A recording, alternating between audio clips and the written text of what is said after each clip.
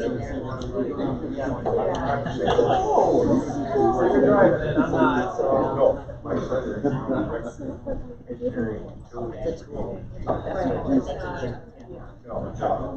And it kind of, I think it's, we're not doing it that way again. It's just so we're all thankful.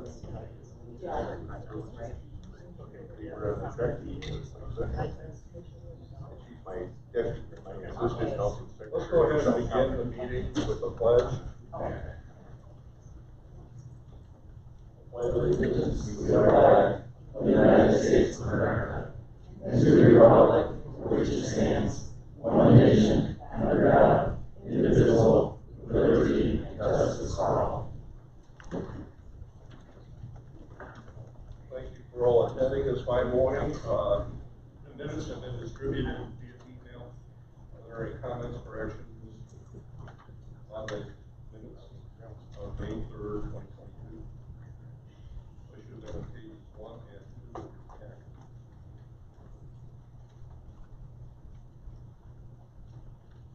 Hearing none, do I have a motion to approve the minutes? Motion to approve. Do I have a second? First by Mr. Cole, second by Ms. Spence. All those in favor signify by saying aye. Anybody against? You guys have it. So moved. We have public comment on agenda items. And I understand Ron Gibson would like to speak. Yes. Sir. Yes, I just wanted to, actually, probably better if you don't mind. Yes, please use the microphone.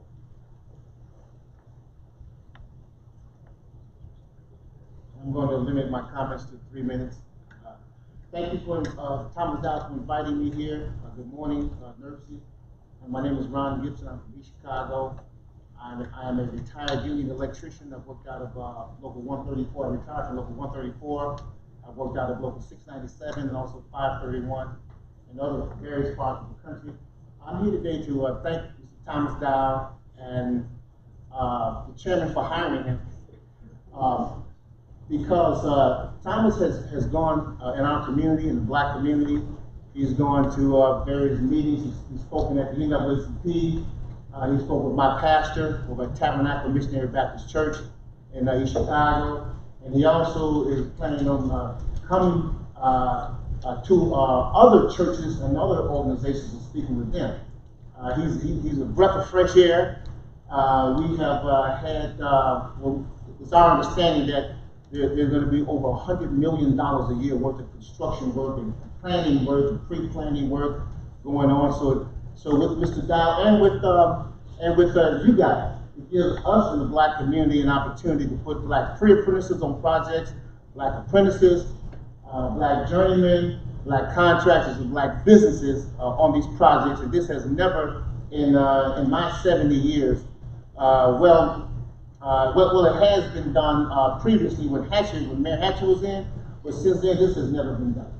So I want to thank you all. We appreciate you, and I don't know how many more meetings I'll be able to make because I'm actually a student at Ivy Tech, so I won't be able to go to a lot of meetings. But I really want to thank you all for what you guys are doing, and I want to thank Thomas Dow's staff also, and again the gentleman that hired him, Ty. I just met him. I forgot his name. I really want to thank you all. Appreciate it. Thank you so much for acknowledging us. We've been very proud of those have past and present. And thank you, Mr. Dow. Always good to have you. Any other public comment? Do we have any other public comment? If not, oh, yes, sir. Could you give your name? I'm Jabez I don't know if this is like the central meeting place for everybody to want to speak. First off, I'd like to say hello to everyone. Good morning. Hopefully y'all had your coffee. My name is Jabez Anderson from Westfield Engineering. I'm not sure if this is the actual moment, but for the most part, I just want to introduce myself. We're a wastewater, stormwater, and drinking water engineering company. So, just wanted to kind of throw that out there, let you guys know who I am. I'm actually from Gary, Indiana, born and raised.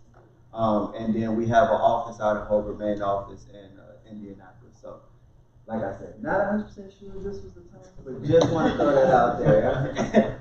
And then I do have cards I'll, pass out later, so you guys can put a name to a face. Thank you very much for giving me this time. I appreciate you all, and I actually appreciate what the last gentleman said before I came up. Thank you. Thank you. Thank you. Any other public comment? If not, we'll proceed with the planning segment, resolution 2215.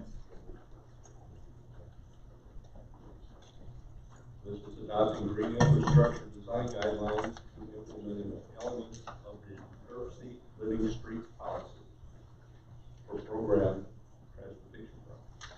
Good morning. Morning.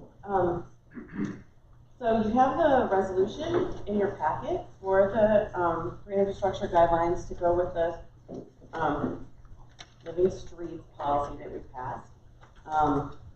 If you're new to this organization or the process, I'm going to give a little background on how we got to these guidelines, and then Jen Birchfield, our new natural resource, she's not new anymore, natural resource planner, will kind of guide you through the actual materials that that are adopted with this. Just remember this: we started with complete streets and requiring people to consider scoping all users of the road in their projects, and then we added with living streets we added other features, and specifically this is for green infrastructure to use natural or use or amend the construction with natural processes to help treat and manage stormwater. This shouldn't be something new, but we have taken an approach not to be directive, but to just provide some tools so that when people are scoping their projects, they can kind of get an idea of what we're talking about. We can understand what they're kind of to put us so we're talking the same language when we talk about green infrastructure. So we adopted the policy in 2020, and then we took a little bit of a diversion for COVID, but now we're back in 2022 with the guidelines. The policy requires your transportation projects that you submit to NERC to describe the inclusion of living streets, including complete streets and green infrastructure facilities. And we encourage other projects, sponsors, for example, in that, and what to do as well. And project selection committees should review your green infrastructure proposals when weighing your projects. It won't apply to all projects: rehabilitation, restoration, resurfacing, new construction, or reconstruction. Not necessarily required for bike and ped facilities. And if the cost is going to exceed 15% of the overall project cost, then you get a pass. And there's other constraints. So it's not a one size fits all blanket requirement. Does anybody have any questions about the general policy that the guidelines are meant to implement? Or help implement? And Jen. Jen is going to talk about what we got. Yes. Have a good trip. Mary Canis had a question. Oh, I'm sorry. I just have a question. When we talk about green policies and so forth, I think one of the things that a lot of people are missing is schools. We at Lake Central, I finally got them to commit to community trees and learning how to take care of trees, not only for their staff, but also for the kids that are there. I think that that's one way that we can reach out to the schools in particular and just have, ask one of the teachers to take on that responsibility, because it's really important. We have so many schools here in Lake Porter County. We need to do something to help them. And I would say we do, whenever we're able, in our programs and projects, we do reach out to schools. You mentioned community. I know that Green Fleets, Drive Clean Indiana works with a lot of the school districts on greener vehicles, buses, school buses, and so forth. For this particular federal highway and FTA money, schools are eligible for that. Right. I've actually argued that they have a transportation responsibility, but it's not the same. So we do try to the extent we can partner with them on other projects to do that. A So I hear what good, you're a saying. good access is either through our summer fest that are going on, Mhm. and also National Night Out is so popular in all the other communities around us. If you just have a booth there, that costs anything, and just let people know what's there, what's available, I think that would help.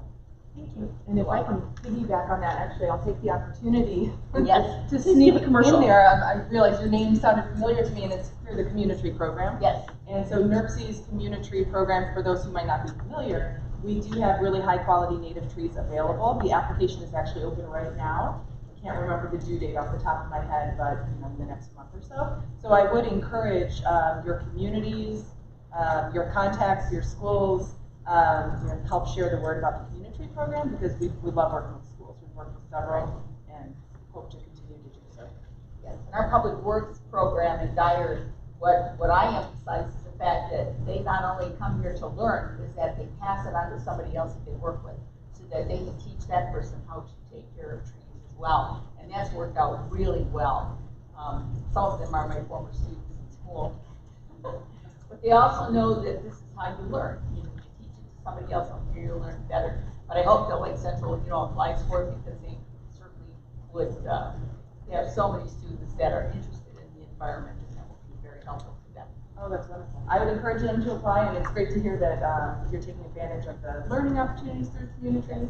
You think you throw a tree into the ground and forget it, but it's not quite that simple. So with that, thank you, good morning. Thank you, Kathy, for kind of explaining how we got here, since that was a little bit before my time. I'm Jen Birchfield. I'm the relatively new natural resource planner with NERC.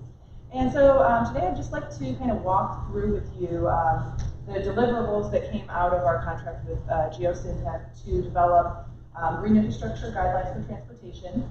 This will ultimately be kind of a web tool. As Kathy said, this isn't really like prescriptive of, this is exactly how it has to be designed or anything like that. It's just kind of a tool for people to use so that they can get started on thinking about green infrastructure and incorporating it in their projects. So this is just an overview of the deliverables that I'm going to show to you today.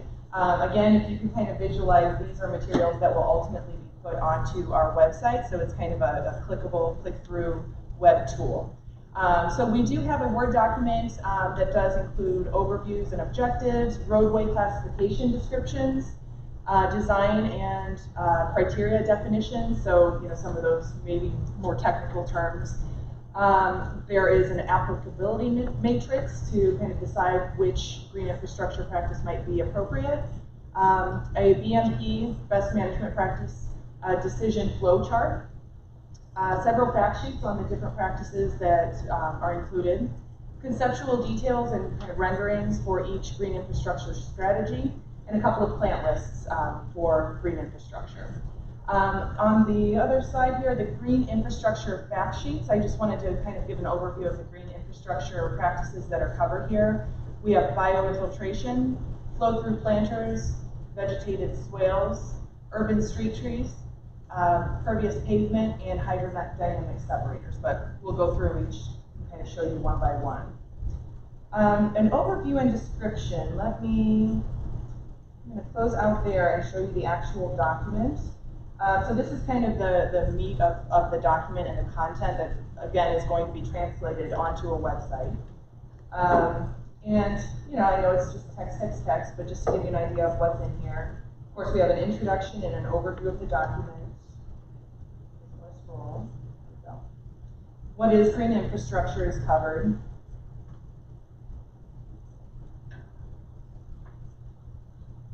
Bear with my scrolling. We do have a description of the different roadway classifications, which is relevant because a lot of the recommendations are based on the type of roadway that you're dealing with.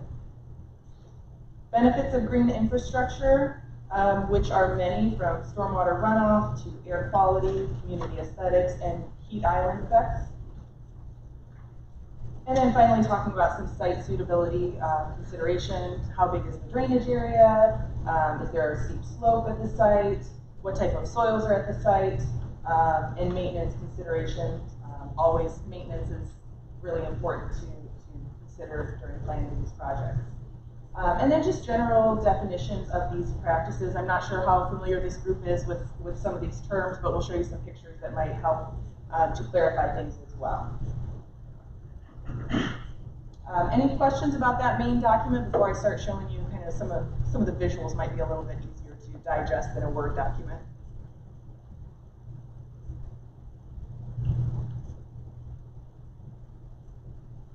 Okay, so first we have the applicability matrix. So this kind of shows on one side the different green infrastructure practices, and then it lists the different green infrastructure benefits that those practices might be effective in achieving. So if you're looking at peak flow attenuation or water, you might consider a vegetative detention basin, whereas if you're more concerned with air quality, you might consider using something like urban street trees. So the white dots, hopefully it's clear, the white dots, the more white dots filled in, the higher that practice is rated for that benefit. And the benefit rankings, we have this for each of the different practices. So this is kind of what was on the last slide, but just looking at it in a different way. So these are, individual graphics for each of the different practices. So those can be incorporated into the website page for the different practices. Concept detail graphics. So these were developed, and again, if some of you aren't as familiar with green infrastructure practices and terminology, you can kind of see a conceptual of how these practices might work. This example is for bioinfiltration, so it just kind of shows the direction of water and how water will flow through, and the different kind of key design features of these. We also have for each of these the green infrastructure benefits that was on the last slide, as well as an idea of the application. So if this is most applicable to an arterial, a collector, what have you. And slow me down or stop me if you want. I'm just going to kind of go through these so that everyone can see them, but if you need more time to kind of take a look at these, just feel free to tell me to slow down. So here we have an example of a flow-through planter, very similar to kind of what the bioinfiltration looked like, but of course this is kind of more of a structured planter with an impervious bottom that the water then flows through. We have an example of permeable paving. Urban street trees, one of my favorites because I'm a community tree lady. In urban settings, you can certainly put trees, out in a tree yard or an unpaved area, but sometimes in more urban settings, you might need to have some more infrastructure around the tree with grates and structural soils. Vegetated swale, this one I think pretty self-explanatory. You can see the direction of the water going into the swale and leaving the site. Any questions about our conceptual details there? I have a question. Yes. Can we get this information on your website? You know what? It will ultimately be on the website. It's not up there yet. We have the content that was created by the consultants, and our next step is to work internally at NERC through our web process to get this up and live. Kathy, do you have any comment about kind of our timeline or how we'll make that? Well, I think we wanted to have it adopted before we put it out there live for use. So, and then it was circular because you can't put a website in a packet. So, that's this compromise, but we will have it. We'll probably put the report on the website. And if anyone who is interested after this, if I take down your email address, I'd be happy to, share the files with you. I'll visit. Okay. Okay. Deb? Did the report provide cost estimates for the types of It did. Yeah. You know what? It did not. That was kind of beyond the scope of Kathy. The question was about cost estimates for green infrastructure. That's not really included in the scope of this. Yeah, because they need to scope that out for their. Yeah. It depends so much on. Yeah. Yeah. That's a good point, and we know there are kind of ranges. You could almost do kind of a ranking like you did for the benefits of high cost, low cost, but it's so dependent on the site and the project specifics that it's not included. Really co-designing it with your complete streets features. So going into the roadway implementation diagrams, so we have different renderings of different types of, so this is your language now, if you guys are familiar with. Looking at different roadway classifications and kind of what BMP's best management practices might be recommended or appropriate for that setting. We have some local examples down there at the bottom of that type of roadway, and then just the characteristics. So you can see in the diagram there just kind of an example of how green infrastructure might be incorporated in that type of a setting. So we have principal arterial, minor arterial, again showing kind of the same information there and kind of how water might flow to different recommended practices. We have collector urban.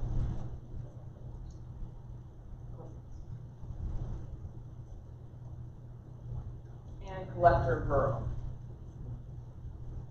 Any questions or want me to slow down on any of those before I keep going?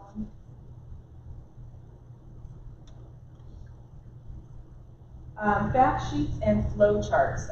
So this is one I've just included here. We have these for each of those 6 different best management practices. I've just included an example here of, for the sake of time, of the bioinfiltration practice. So let me exit out and I can show you an actual example of kind of the content that's in those documents.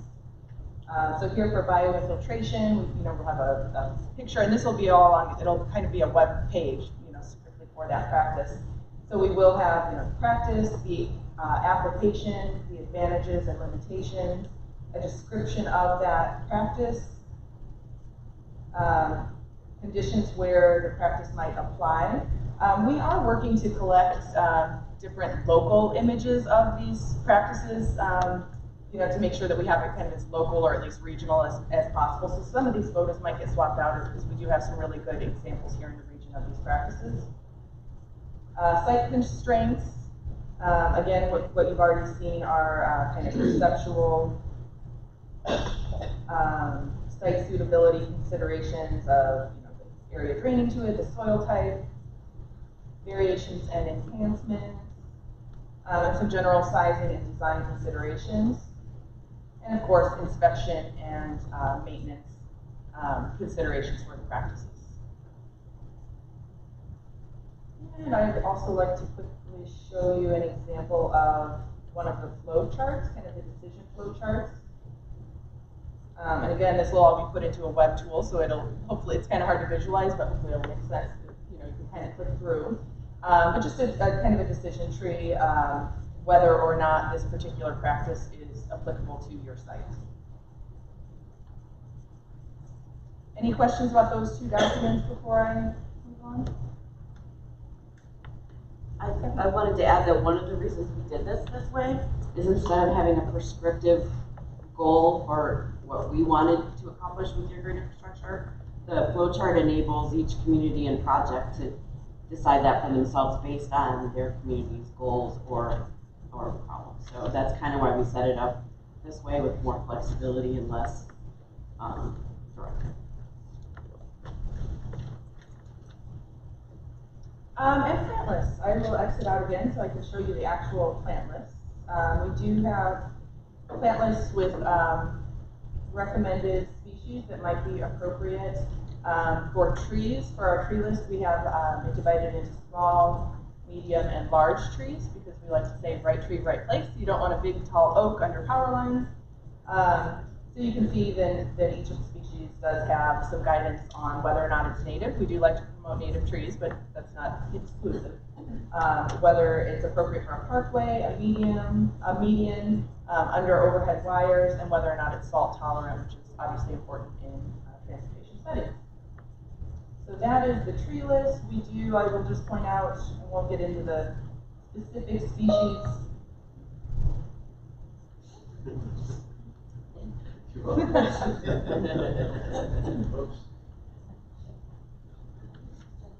I'll just leave that up. And then for the herbaceous plants that might go in like a bioinfiltration setting or a rain garden, if you will, we have a species list for wet native plants. as well as for emergent plants, so in a kind of a drier setting. Any questions about plant lists? We're almost through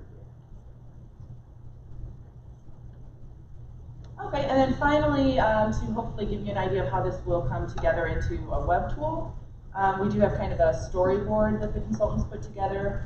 So this is just to give you an idea of kind of what a landing page would look like for the web tool, kind of giving an overview of the purpose of the tool, about the guide, how to use it, and then links with pictures to the roadway classifications that we shared, the benefits of green infrastructure, site suitability, the practices themselves, and basically all of the materials that we just overviewed with you. Some local references. There will be an opportunity to kind of click through based on your project if it's principal arterial versus these, and I apologize that some of these headings don't match up. This is kind of just it'll be the headings that we basically presented in those materials. So based on your different classification. So then you can click through that, and if you say go to principal arterial, you can click through to the different practices that might be appropriate for that site. You can click through to those practices then and get kind of the fact sheet, images, conceptual details, flow charts to help you make your decision. And just a couple other examples here. So the images will be linked then to the fact sheets. We will have things kind of grouped into the different categories of best management practices that we have here. And we're happy to answer any questions. As we said, if anyone would like to take a closer look at these materials, we're happy to share those. I have a question. I'm with the town of Chesterton, and I see oftentimes that BMPs lack maintenance long term.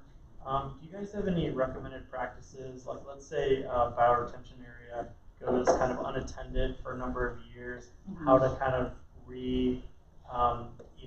restore that to original conditions, or is that covered in the document? That isn't explicitly covered in the document. Each of the fact sheets do have a section on maintenance, and ideally, maintenance is planned for and budgeted, from the very beginning of planning stages.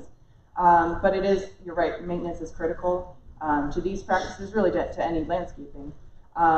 So yeah, we'd like to offer trainings on that topic and things, but it's a challenge for a lot throughout the region. I think if there's one that's been kind of degraded, at that point, depending on the practice, it might be that sediment needs to be removed. It might just be that maybe invasive species have come in, or some of the trees have died off, and those would just need to be kind of, I guess it depends on the site. Yeah, sure. Yeah. Because I've seen a lot of invasive species take over, and what would be recommended to kind of restore it. Yeah. So yeah. Yeah, and I think especially like we usually say in the first 3 years of maintenance is really critical to you're getting your plants established.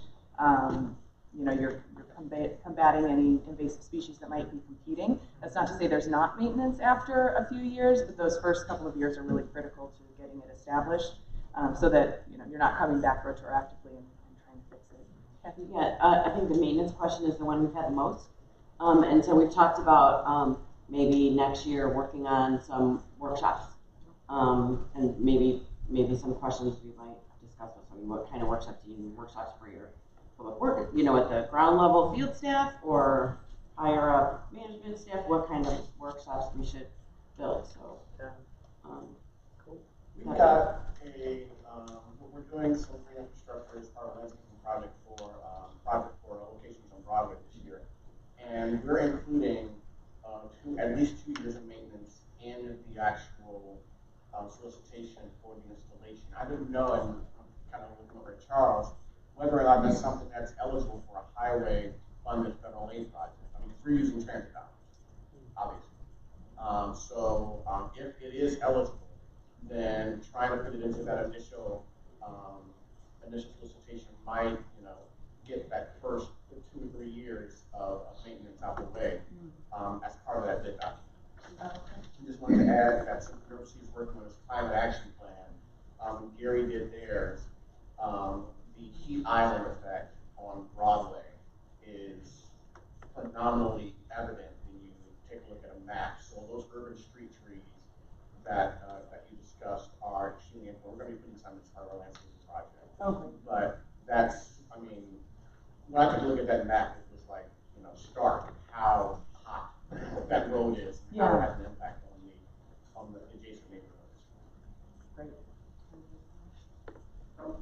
One contact I can get you, Dyer is an American Bloom community, and I know that we sent somebody to Gary not too long ago, but American Bloom began after World War I. But Dyer in Bloom is our local community volunteer group of 24 people that does all the landscaping in Dyer. But what we've learned from America in Bloom is the fact that they have helped us exactly what you said. It's exactly what we do. I mean, if you come to one of our meetings, you'll be pleasantly surprised at what the discussion is. But we've learned all this from American Bloom. So I did put down the contact number, but they would be able to help you with some discussion and training and so forth. We do all the landscaping for free in Dyer. Wow. Yeah, I mean, the parks, the town hall, the EMS building, and we get seeds from American Bloom every year, and all of us take seeds and start them. So most of them are native, you know, that's what we're striving for, and I think it's just a great organization to help you, and they will be glad to do that. Oh, that's fantastic. I'll definitely follow up with that. Yes. There's a group that I attend some of the meetings called PLANT, and I think you may have been involved in that at one time. Yes. How can that tie in, and how can we get them to help? Because they, you know, they're very interested in almost the same identical things that we're discussing here. Yeah, I don't know how we can get them involved, but I would say I definitely. I'll give you. I've been in contact with that group before, so maybe if I can get on one of their agendas, and we could explore that together. But those are definitely great ideas to explore. When we first started talking about adopting these standards for incorporation into our projects, we had a financial circuit breaker in there. Is that still included in the resolution and in the program? And if yes, at what percentage? Kathy, Did you say that's? Yeah, the 15% is the policy. So this is just the guidelines for the policy, and the 15% includes your complete streets and your green infrastructure. So we've still got that circuit breaker in the project? Yeah. Thank you. Yeah. Well, yeah, that was an important thing to mention, was the cost of benefit ratio of it, and I'm glad that Mr. Wright brought up the heat island effect, the fact that we're facing climate change, stormwater management is significant for cities. The beautification has a component to the marketability of our communities, but we have to be mindful of buy-in from various departments, particularly with municipalities. It's going to be public works department taking care of this. It's going to be a parks department or stormwater management department. You know, is there adapting those communities, adapt these various best management practices? Be mindful of everybody operates differently. We just have to give them the opportunity to offer whatever service they can, especially if the cost. I just want to tie a ribbon upon all this, because this is kind of the culmination of work that we started 12 years ago, as Kathy mentioned, with complete streets work. And I know there's many in the room that are PPC veterans that understand all that. We did the Living Streets policy back in 2020. But in 2010, we worked with Active Transportation Alliance. They had their own standard through a site called atpolicy.org. We worked to that. It was a public domain worksheet with all the typologies that you're looking at here, but we never did anything for green infrastructure. So we did this, but we didn't leave anybody with any guidance. This is very timely because we're having a call for projects, or NOVA, this fall. We are going to be folding in green infrastructure into the rankings. So it will be very important for you to keep an eye on that when we do announce the new NOVA coming out. So I do appreciate Kathy and her team and Jennifer really getting this together to really tie together everything into one package. And we're going to try to make that very accessible to you all on our website. Thank you. Yes. Is there any way that we could go online and look at case studies on, for instance, Dyer, their neighborhood association program, and you know what everybody's talking about? I know I'm going to look at the recording, but just wanted to see. I have some meetings this week, and if there's some links that I can go, we can look at case studies. Maybe I can bring this back to my neighborhood and you know. Yeah, I think we can find some good Yeah. case studies to send your way. You know, there are a lot of local projects that have gone on, but also kind of things in our region where this has been applied. So, yeah, I'll definitely, Kathy, you have the contact info, so. And I have your, Kathy, I Yeah. have your information up there. Yeah. Are you Jen Birchfield? I'm Jen Birchfield, yep, and I can get you a card too. And as was mentioned, we're trying to get the document conform to the region. It's a pet peeve of mine that we have pictures and identification of areas that are doing these best management practices outside the region. We have many here, so advise staff, see if we'll take pictures, or tours, or we'll send somebody out to take some pictures. And we will complete this document. That's a great point. I have cards over here. If anyone does have local examples, I'd love to go out and take some photos. I've been out, you know, we have a lot of examples in Maryville, City of Gary, Michigan City, Valparaiso. So there are a lot of examples throughout our region. We're trying to get those kind of photographed and documented so we can show, you know, that it works here. If you just go to Dyer in Bloom at townofdyer.com, even if you go to our website, the Town of Dyer, you go right to our videos and lots of pictures. Oh, great. Okay, so I'll definitely share that. Any other questions? Kathy, anything to add? What is the deadline for this document? Well, we were hoping that you guys we would get a recommendation to take it to, the commission this month. If people want more time to chew on it, I guess we can do that. We wanted it to be adopted for the notebook, ideally, and have it up on the website. Which brings me to the next thing, we have resolution 2215 adopting green infrastructure design guidelines. Is there a motion from the membership? I'll second. So first by Mr. Coleman, second Mr. Wright. Any other discussion? Not, let's have that vote.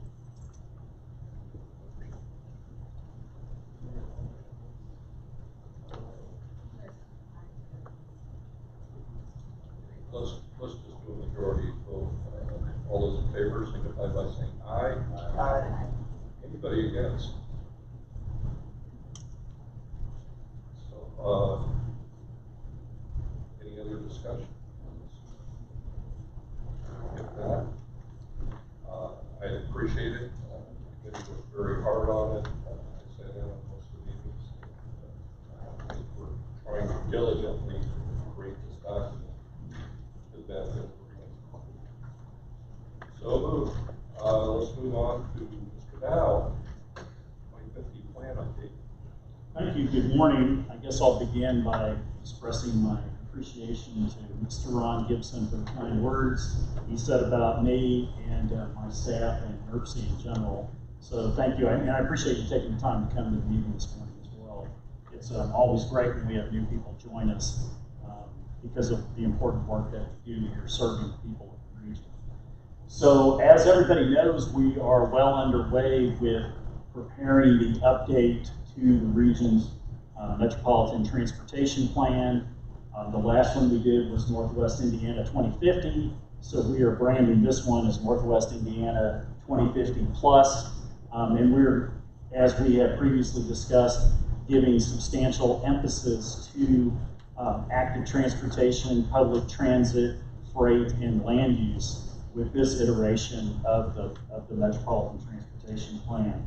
So we have significantly kicked off our public outreach efforts for the plan this round. That officially kicked off on June 21st, I believe the date was, whatever the Monday of that week was. And we had public open houses in each of the 3 counties to do that. We had the 3 consulting firms that we have hired to help us update the plan came and they prepared materials that we shared with the public. And we began a dialogue with the members of the public at each of those meetings. Prior to that, on June 19th, Sky Gray, who was an intern working for NERC this summer, and I were able to go to the Juneteenth Festival in Maryville. And fortuitously, the Gary branch of the NAACP chapter was in the booth or the table next to us, and that's where I met Ron. and Steve Mays, who's the president of the branch. And we were able, over the several hours that we were there, to have a long conversation about what NERC does generally and what we're currently doing with the update of the Metropolitan Transportation Plan right now.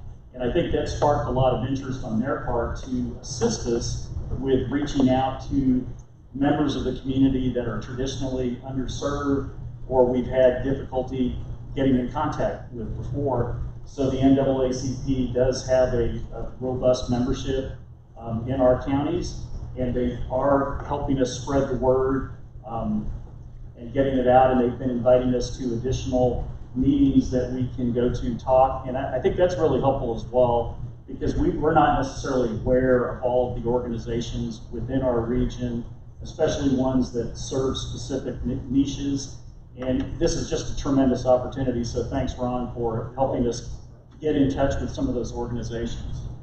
So what I thought I would do is just share some of the posters or boards that we've been displaying at the public open houses, and we are continuing to display. Right now we are present at the LaPorte County Fair this week. We were there all weekend. We will be there every evening this week, and I think it continues through Saturday. And then we're going to be rotating to the Porter County Fair and then to the Lake County Fair as well. So we've got a really big push.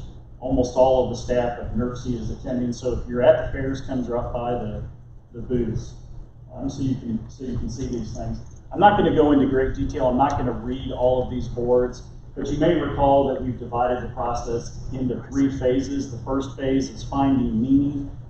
That's basically where we're identifying what the existing conditions are in the region. We're going out, we're talking to the public to find out what their concerns are, and we're approaching the end of that phase of the project. Then we will be moving into the creating purpose phase, and that's where we're trying to figure out where we want to be by the year 2050 with transportation in the region. And then the third phase is the purpose-driven planning, and that's where we try to match the financial resources and other resources that are available to us to addressing those needs that have been identified. And one of the things that I've been emphasizing when I've been out talking that seems to really connect with the general public, and Ron mentioned this in his comments earlier this morning, that we spend approximately $100 million of federal funds in this 3-county region on an annual basis. Then you add to that all of the state money that's spent on transportation projects and all of the local money that's spent on transportation projects. That's a lot of money in any given year. But when you multiply it by 30 years, looking out to 2050, that's $3 billion. And it's kind of fun. When we were at the fair on Saturday, I was talking to a couple with their 4 or 5 kids, and their kids were, quite a diverse range of ages. And I asked the youngest one how much he thought we spent on transportation every year, and he said $385. That was his guess. And I think one of his oldest siblings said $1 million on transportation, which was a lot closer, but a single signalized intersection might cost $100,000 or $200,000 to build. So I think sometimes the general public has a hard time understanding the magnitude of the dollars we're dealing with. But when you're thinking in terms of $3 billion and what we can do with it over 30 years, we can accomplish a lot. And the public seems to really, that resonates with it when we kind of frame it in that direction. So with regards to active transportation, one of the things we've done is, you might recognize this map. I think this is the Blue Ways and Green Ways map, kind of compiled onto one document instead of the front and the back like we have it now. And we're asking the public to just, put dots on this map, telling us where they have concerns about riding bicycles or where they wish they could ride a bicycle that they can't now. And that's just a good interactive tool. We've also made observations about the state of the bicycle facilities within the region. We're going around taking pictures. Our consultant is going around taking pictures as well, just to see what things are like, so that people realize that there is a range of facility types, conditions, things like that as well. And then we're going to be considering in the next phase what the possible solutions are to the bicycle issues that we've identified. And so we have a range of those identified as well. And the same is true with pedestrian solutions. So Mitch, since you're our active transportation planner, do you want to add to that at all about this category? Well, it's exciting that we have hired a firm to take some deeper dive into the issues here. We have done more of a macro view in our planning over the last several years with trails and trying to work with communities on some of the best practices, but now we're actually getting into the community street by street, talking about some of the deficiencies that we see and some of the improvements that they can work on in those particular communities. And it's definitely going to be a revelation when the plan is revealed. Well, and I think our region has done a great job with the construction of the trails, especially converting all the former rail lines into bicycle and pedestrian trails.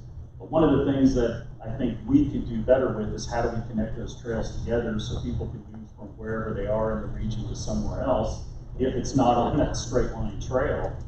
And the general public, I think they understand that, because the people I've talked to when we've been walking around looking at these boards, they're like, well, you know, this is a great trail and I like using it, but then when I try to get over to this other trail to end up in the town I want to end up in, there's not really a good connecting point. So I think that those are the kind of things that we're looking for to get out of the general public when it comes just to the bicycle side. And so for public transit, one of the things that our consulting team has done is they produced a transit demand index, and they've looked at our region in terms of, you know, where the low income or high income people live, where the concentrations of population are, where the concentration of jobs are, and they put together this transit demand index map. And basically what this is showing us is just the areas that they think are most likely to have high levels of transit demand. This isn't necessarily the only place transit should be provided. Those are obviously pretty small areas, but it might give us a good idea of how we need to link different cities and towns together within the region. We also, in this region, we currently lack a regional network of bus transit, but we do have outstanding municipal-based bus transit services.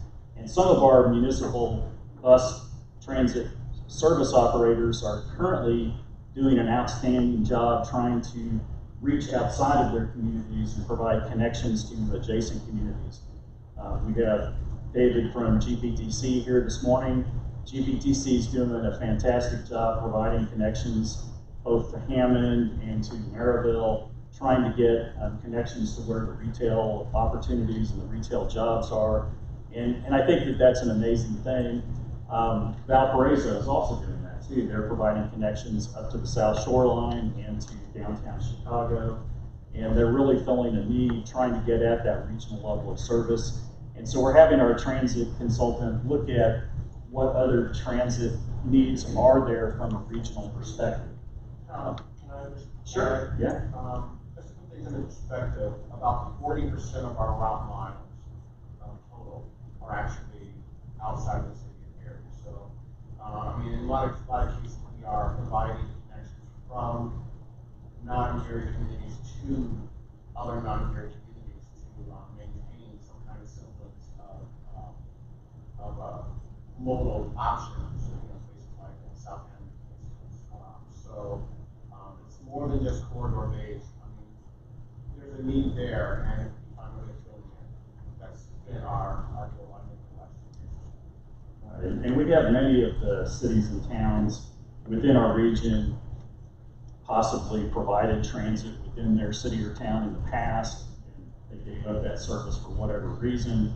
Other cities and towns have never had public transit service in terms of fixed route service, is what I'm talking about. The entire region is served by you know, the elderly and disabled on-demand call type service.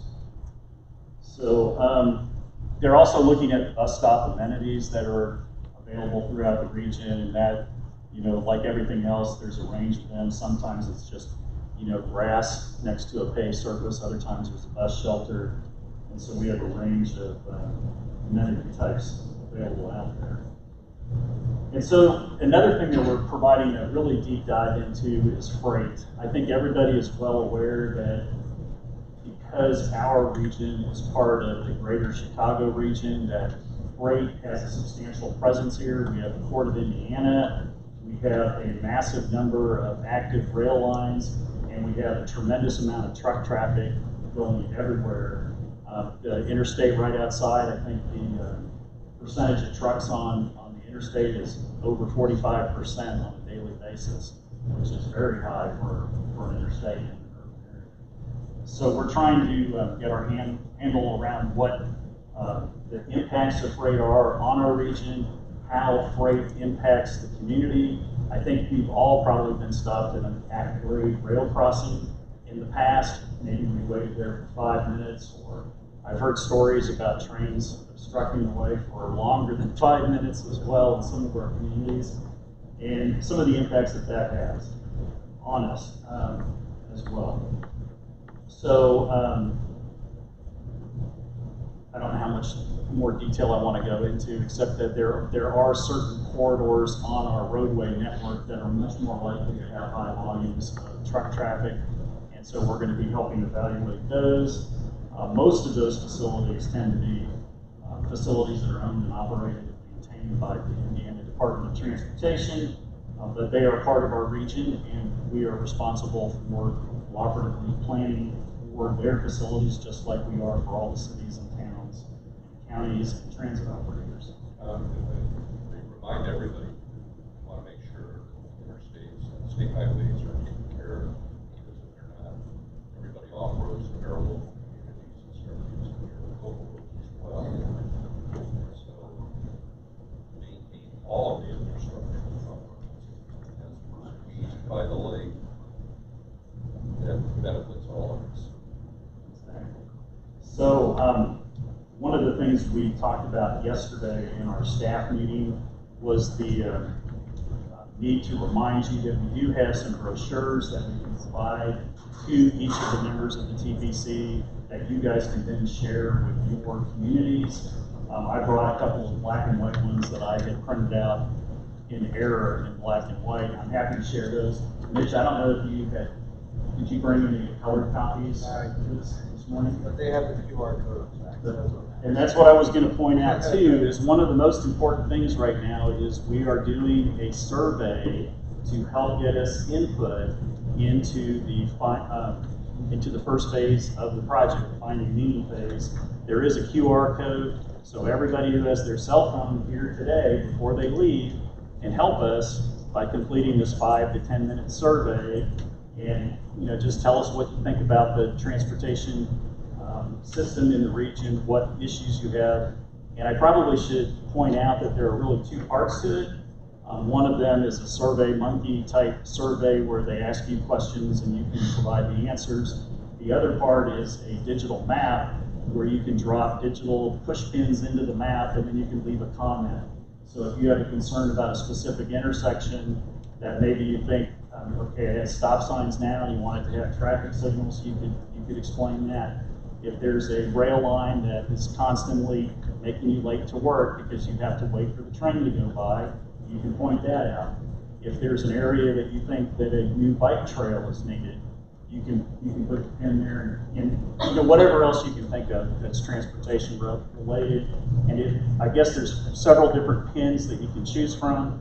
The most important thing is to put a pin with a comment, and then if it's not in the right category, we'll sort that out later. So please take some time to complete the survey and also help us promote it by going back to your communities and sharing the survey information with friends. Does anybody have any questions for Mr. Dow? Yes.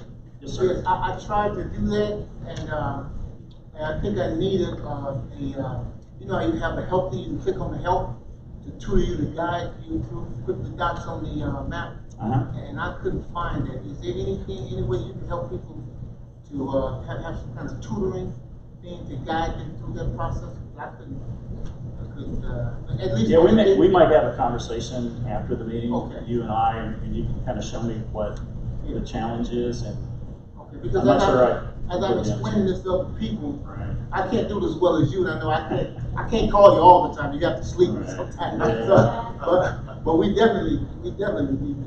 I think the simplest thing, I think that a box does pop up that provides some directions. What I've done is I've just closed that box and gone straight to the map, and then it's a little easier. But I'll show you. Lori has a question. Thomas, what's the deadline for responding to the survey? I know I've gotten this from you, but I just can't remember off the top of my head. Off the top of my head, I don't know that we've set a firm cutoff date for when we want the survey done.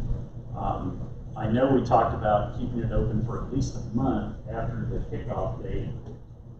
2 months. After the So next 2 months fair. from June 21st. Okay. So August 21st at least. Yeah, the Jimmy's at the fair. We have not yet, the survey was constructed by one of our consultants, and we have not received information yet as to how many people have completed the survey. And so if we haven't had very many people, we may have to extend the deadline and do a more vigorous promotion of it. Sometimes a deadline pushes people to get it done. Right. So, That's why I suggested do it today. Yeah, that's why I'm saying before you leave today, that's only takes 5 to 10 minutes, so it'll be really easy to do. good marketing. And also you can always go back to it multiple times too. So if you are on the map and you leave some comments, you can always come back to it later. Especially if you're driving around the region, say, oh, I should have left a comment about this issue on the We in no way are encouraging you to do this survey while driving. Do not do it while you're driving. Pull over. You said that. If Park in you're a parking driving, lot. Safety first. Safety first. The last thing that I would like to say is just to remind the members of the TPC that we are going to receive a written report from each of the consultants at the end of each phase. And so this group is meeting again next time, I believe, on August 30th. And so we will be talking tomorrow with all the consultants about setting that as an expectation, so you guys will have it to look at your next meeting. Can I have one more quick question? Sure. Because we don't have bus transportation to Val. I'm going to Ivy Tech in Valpo. Is there any way we get some buses from Gary and East Chicago to Valparaiso, or at least think about talking about it? That could be part of the conference. Yeah, that's exactly what we need to hear, is where people would like services to be provided that currently aren't provided, or if there is a service there, if it needs to be enhanced, let us know that as well. Or coordination between various transit providers. Thank you. Next, we're going to move on to resolution 2216, amendments 2022-105 and 2022-106. Mr. Barr, please come make a presentation, including the public comment report. So Mr. Barkley is here today, but Mr. Bradsky will transition forward.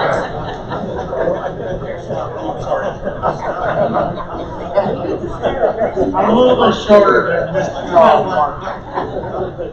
I think you're big for otherwise. Before I begin today, morning, Mr. Chairman and other members of the TPC. Before I begin today, I'd like to talk about something that's near and dear to our hearts, at least to my heart, the Transportation Improvement Program. Now, as many of you have probably seen in the past few weeks, I sent out an email. I was all giddy. I was all excited. The TIP has been approved by U.S. Department of Transportation. So that's something that the state of Indiana has been working on since at least February of 2021. And to that extent, the MPOs have been helping them out. So, I mean, this is really good news. Now, as they say, the devil's in the details. No job is done until the paperwork is complete. We have not received approval of our TIP. Now, we could put together an argument that says, because the STIP is approved, the TIPs have to be approved. That is definitely a valid argument. However, as I said, no job is complete till the paperwork is approved. I have not received a letter yet from NDOT or the U.S. Department of Transportation, that's Federal Highway or Federal Transit, that says it's been approved. So until I get that letter, I'm still operating in the same context as before. We tried that last year and we got burned on it, so as I said, I have one resolution and two amendments before you today. Resolution 22-16 is for amendments 20-22.5 and 20-22.6 are shown on pages 6 to 44 of your packet. The projects listed in these amendments were released for public comment on June 13th and closed on July 5th. As stated in the public comment report on page 5, NERC did not receive any comments on the projects of the proposed amendments. Prior to sending these amendments out for public comment, we did send the amendments to the Intergovernmental Consultation Group, or the ICG. That is a group of NDOT and various stakeholders, NDOT, EPA, IDEM, Federal Highway, Federal Transit, a group of administrators in those departments. We received one question. We did not receive any comments on the project. We did receive one question on that, and that was basically asking which tip that these amendments apply to. And as I just stated, they apply to both the 2020 to 24 tip and the 2022 to 26 tip. Pages 6 or 8 to 40, amendments 20-22.05 contain projects for fiscal years 22 and 23, and they include Gary has a project adding PE or design to that project. Griffith has a substantial increase in design fees for an intersection modification project. Hammond is moving design fees to right-of-way on their project, their trail project. NDOT has one bridge replacement project, 4 bridge rehabs, 4 bridge removals, and 1 new bridge project in the amendment. LaPorte is adding right-of-way and a significant increase there on construction funds. LaPorte County has 2 new bridge projects, replacement I should say, and a trail project with a significant increase in right-of-way funding. Lake County has a trail project with a significant increase in right-of-way funds. Michigan City has a project that's being eliminated. And lastly, Porter County has a significant increase in design fees. On pages 41 to 44, Amendment 20-22.06 is the transit amendment, and it has projects for fiscal years 2022 and includes 8 new projects for NICTE. And LaPorte Transport has the purchase of 3 new buses. Are there any questions? Any questions for Charles Bradsky? If not, do I have a motion? A motion to recommend the executive board of information, resolution 22-16. I'll second that. First by Mr. Tocco, second by Mark Odell. Any other discussion? Hearing none, all those in favor signify by saying aye. Aye. Aye. Anybody against? So moved. Thank you very much. Thank you, Mr. Bradsky. Next, we kind of forewent the introductions. That was typical in most of our meetings, but it wasn't on my agenda, so I forgot to pencil it in. I'd like to run around and introduce ourselves quickly before the topic committee. This is Barlow, the Emergency Active Transportation Planner. I'm Kevin Rice, the chair of this committee. Laura Long, staff. Ellie Wanger, Nikki, South Charlotte. Beth West, Director of Work Transport. David Ryan, Regional Transit. George Topol, Union Township Trustee of Porter County. Mary Dennis, Dyer Town Council. Matt Gavella, Chesterton, Assistant Town Engineer. Mark Riddell, Town of Chesterton. Kevin Polite, Nursery staff. Lori Cable, Director of Indiana. Ed Becker, City of Derby Development. We're introducing ourselves again. Okay. I came in at the proper time. Jabez Anderson, Western Engineering. Steve King, County Maryville. Jeff Hewitt, Town of Sherville. Ty Warner, Executive Director of Nursing.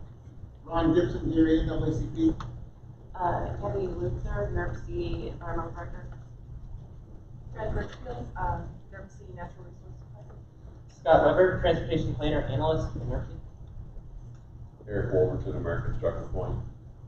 Charles Bradsky, University Staff, Transportation Projects Manager. Thomas Dayal, Transportation Director, University. Guy Gray, University Intern. Thank you all. He's the intern that's been doing all the heavy lifting for us. Yeah. I'm glad that you come to our meeting today. When do you start school again? August 28th. You're always welcome to come back to this. He also has a membership in NAACP. All right. Topical committee reports. Do you have any of the topical committees here? Let's start with them. The NCC did not meet in July. We are meeting on August 4th. Yeah, August 4th. I'm looking at the floor. Yes, August 4th. At 9 a.m. Here. Yeah, okay. Pet Paddle, we met in May, we meet in October. August, thank you. We are awaiting word from DNR, Department of Natural Resources, that do not necessitate my nurse wife keeps reminding me to make the difference. But the DNR is looking to put out next level trails, final phase of that program. I'll keep you all alerted to that because that is pretty quick money the way the state manages that compared to the money we have. But for the money we do have, we have our milking coming up this fall. I have been working with many of the entities about trail projects that might be coming up in the community, and I will be contacting your staff about that, or yourself personally, to kind of encourage you to be looking out for that application cycle. Thank you. Any questions from me? Other topic committee reports. Scott Weber, the Surface Transportation Committee met on May 24th, where we discussed a survey to get communities' input on what asset management planning softwares and plans they're using. And we also discussed the quarterly safety update as well as the probe data update to the performance metrics. And the next meeting of the Surface Transportation Committee will be on Tuesday, August 23rd. And any other topic? If not, let's go to Lori. Drive Clean Indiana. Thank you. Is anybody cool with Charleston Parkway, like with the first name Lori? This is Lori Markinet, maybe, right? We actually spell our names the same way, so. Okay, clean school bus grants. I was glad that Mary brought that up. We are working with multiple school districts on EPA funding currently for the school bus grant applications. That is a rotating fund. So if your school districts are interested, please let us know, and we'll see what we may be able to do. I want to thank NERC for hosting our Lightning Day event. We co-hosted that with Lightning Motors last month. This was invite only. If you're going, what was that?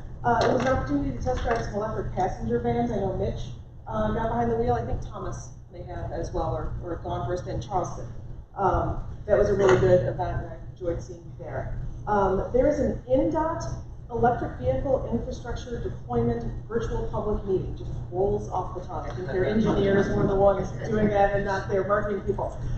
This is the INDOT NEVI funded plan. So this is the Bipartisan Infrastructure Act funded electric vehicle charging infrastructure at the state, throughout the state.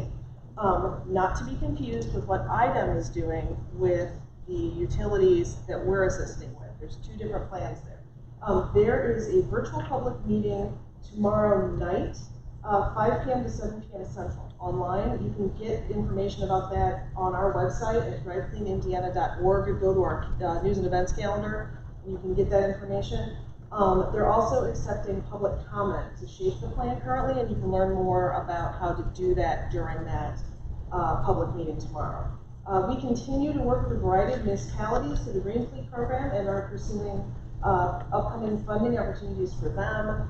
This is open to all municipalities within the NERC region. If you are interested, please contact us. Our annual conference and expo is coming up again August 9th at the Blue Chip Casino. It's a great opportunity for education. We have breakout sessions, panel discussions, two expo halls, a networking cocktail reception the night before. We are also going to have 2 panel discussions during the lunch hour. That would be for everybody who's in attendance. One is going to be on that IDEM electric vehicle charging network that I mentioned, the one with the public utilities, where Drive Clean Indiana is handling outreach, education, and marketing. So there's one on that. The other one is going to be about the role of sustainable transportation in economic development in Indiana. That's a big one. We have the chamber on board for that. The IEDC is on board for that. So that's going to be great. There's been a lot of new investment recently.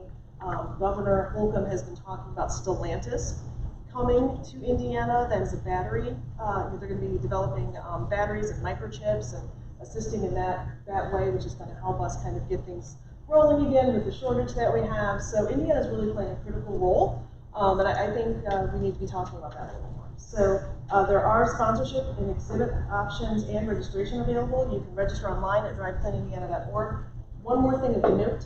We are going to have an electric refuse truck on site. We can't get it in the door to get it inside in the bay. It'll be outside. One of the electric vehicle breakout sessions will have more medium and heavy duty vehicles, and it's actually going to be kind of touch-a-trucky like you do with the little ones. We're going to kind of get outside and check some of those things out. So really good for the municipalities. Partners for Clean Air Day at Railpass is coming up August 14th. That's a 2 p.m. game on a Sunday. Kathy may have, if she doesn't yet, have some free tickets. So go to Kathy first before you go and buy them, but they are available on the website. We give away, I sit on the committee for, in our capacity, as does Kathy, with NERC. So there's giveaways every inning of bikes for adults and kids. We have some electric lawn care packages, etc. So talk to Kathy if you want to go. One more thing, our Clean Air Golf outing is September 20th. We're back at White Hawk in Crown Point. Registration's open. This is a really good event, and it sells out really quickly. We can only have 144 golfers, and we get there real fast. So I know a lot of people have been involved in that event. George likes it. George just likes being on the golf course. And just one more kind of quick personal note. This wasn't really part of my formal report, but this is my last TPC. I have accepted a position with another local company, so I will be starting there August 1st. It has been an absolute pleasure to cover you at the paper starting in '94 when I started covering environmental issues, and then to be able to actually be part of this group and to work side by side for almost the last 6 years. I know, I was thinking about this, Mitch and Kathy and I have probably known each other almost 30 years. In various capacities that we've worked together along the way. I've been in the region only 25. Yeah, 25. So thank you all so much. I really appreciate your partnership and all you're doing to make the region better and stronger and more vital and healthier for all of us. So thank you for everything.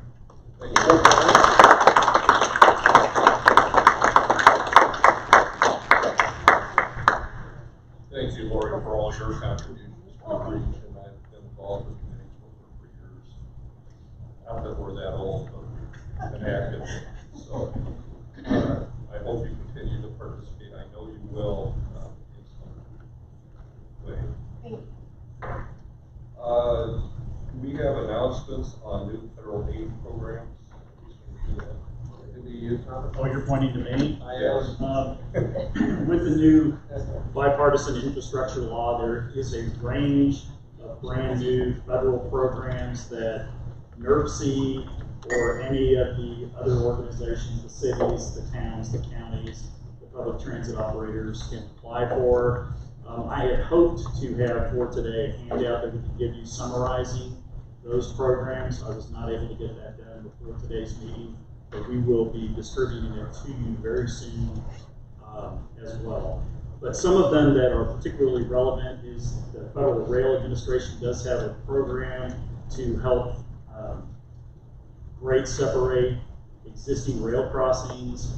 There is a Reconnecting Communities program for communities that have transportation infrastructure that has divided neighborhoods or divided one community from another, to help reconnect those neighborhoods or reconnect those communities together, or to mitigate the damage that was done. But there are many other programs as well, so off the top of my head, I'm kind of drawing a blank. But I think that many of them are well suited for this particular region. I mean, we do have a lot of at-grade rail crossings. We do have a very large low-income and minority population in this region, and the Biden administration is putting a renewed or increased emphasis on equity when it comes to all federal programs, but also including transportation programs. And I think those are things that might position us well to go after. And the deadlines for this year's rounds are coming up in a few months. So I believe some of them are at the end of September and some of them are the middle of October. We will be getting all that information out to you. And I think we should probably be having conversations with each other, either local communities amongst themselves or with us or us with others, to see how we might structure these applications. I think we were going to have a larger unveiling in August on the programs we're all about. Right. Yeah, there's just so much, and each of the programs is presented on the federal, either the USDOT, Federal Highway, or Federal Transit websites differently. And so trying to digest that information and provide it in a format that would be consistent has proven to be a little bit challenging in the small amount of time we've had since these have gone up on the federal websites. Be prepared to discuss cost sharing councils, like people, your executives, also partnerships maybe between communities, and we'll find out more about the terms as everything moves. More to come in August. Something to look forward to. We have announcements of the other meetings coming up. July 21st will be Finance and Personnel Committee on Thursday, and the full commission meeting will be July 21st, 9 a.m. By members who are here, we need a quorum on behalf of the chair. So, are there any other questions, comments, announcements?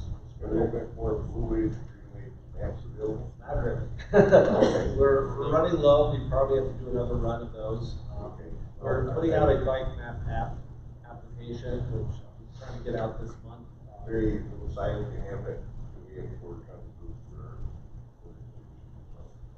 for. What was that again? We have a booth at Porter County Fair starting next week. Well, Mercy will be there. We'll be there too. Okay, well then maybe we can take something. Yeah, we can work together. Okay, and let us know where you are after you set that on 23. Thank you. And in the future, it'll probably be more online. We'll still have, we'll still have the paper. We ended up with a lot of those maps in the past, and this is kind of a compromise, so we're not wasting resources. And it's a balancing act, but yeah, we'll probably do another run next year since they happen. Kind of make sure we keep those fresh. Everybody wants to do that. Any other comments or questions? If not, I'll entertain a motion to adjourn. Second. Nobody wants to go home? Second.